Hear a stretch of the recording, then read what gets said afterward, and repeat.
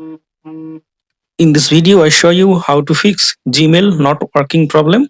For fixing this problem, go to Play Store, search for Gmail, tap on Gmail. Now tap on Update. Now go to Settings, then go to Apps, then go to See All Apps.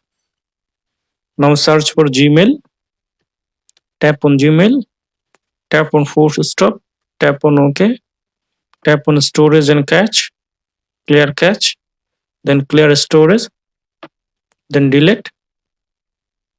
Now restart your phone.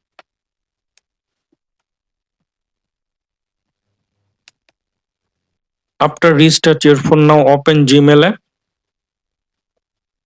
Now tap on got it. Take to me Gmail. Now I hope that this method fix Gmail not working problem, Gmail not opening problem. Thanks for watching. Don't forget to subscribe.